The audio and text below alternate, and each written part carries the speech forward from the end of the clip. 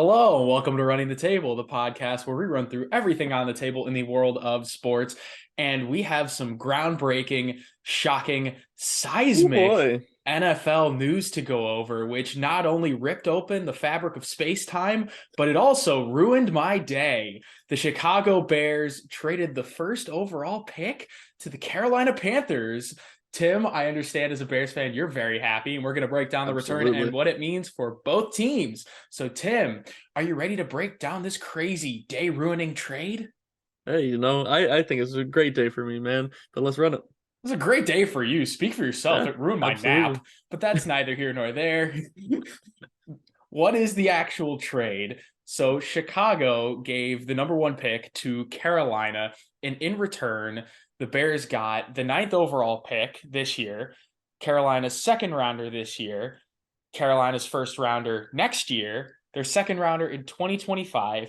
And if that wasn't enough, the little cherry on top, DJ Moore. DJ Moore. That to me as well. I What? understand the picks, but like for them to also then just ship off DJ Moore on top of it, I'm like, wow, that really just puts it over the top for me.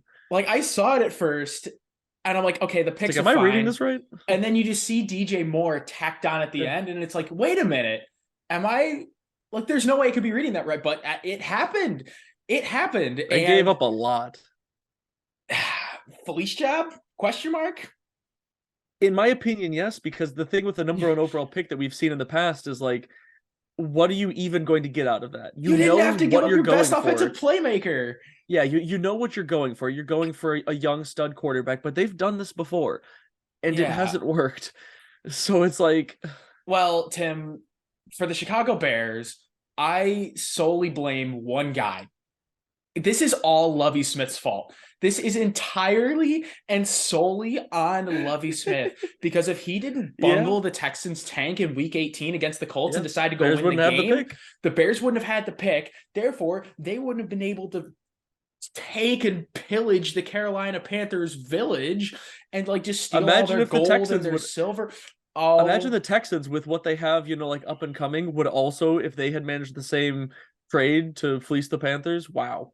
I mean, my God. And now Justin Fields gets a true wide receiver one Yeah. in DJ Moore, like an actually like legit pass catcher. This is going to Like be a true test of what Justin Fields can do with, like you said, an actual true wide receiver one. Because exactly. he And hasn't this had that yet. and this is the Fields impact. The main crutch, as I like to call it, people love to say for Justin Fields, look at the weapons he has around him. He doesn't have anybody Yeah. to throw to. Well, guess what? They Now went we and do. got you a high-end receiver. So what are you gonna Yeah. What are do? you going to do Are with you it? It's going to be exactly? also interesting of what the Bears offense then Mm-hmm. essentially looks like, because now you have more. Obviously they're still going to try to use Chase Claypool and boost him into a more prominent role in the offense, because that, I mean, you don't trade a borderline first round pick, even though it was a Right. second round pick, for him to just be a role guy. So they're going to try to work him in more too. But like, So, you saw sometimes you saw their Tim. success, last year, Well, towards the sometimes end of the just like year with the with running the game. with the Chase Claypool trade, sometimes you swing and you miss, and you end up giving a first round pick for Chase Claypool. But sometimes you turn the first overall pick into all of the rubies, sapphires, and emeralds in the world.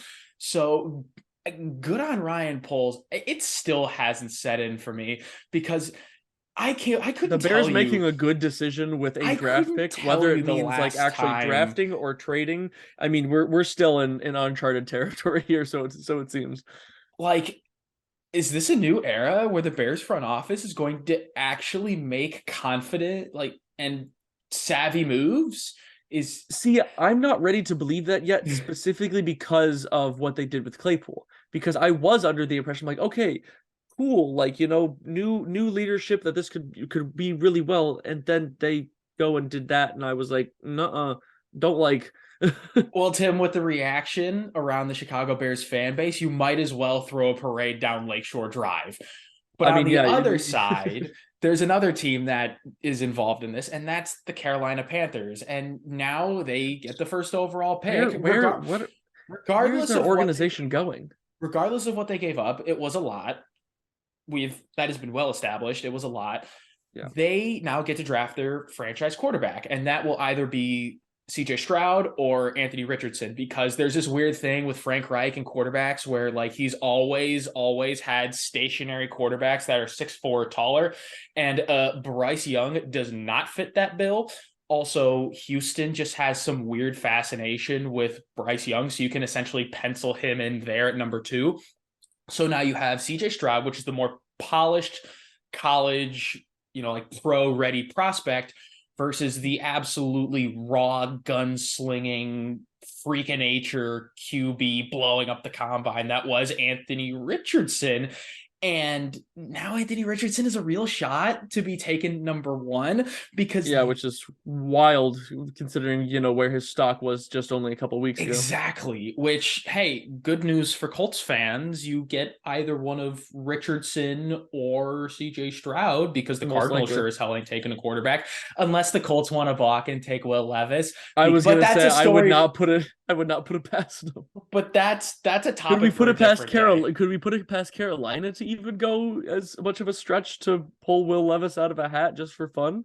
Oh my God. I didn't even I think about mean, that. But then again, now that I think about it, it's not I wouldn't. That's the thing. I too don't think I can put it past him. not too terribly out of character, This is which the I think is Carolina the Panthers hilarious we're thing. talking about here.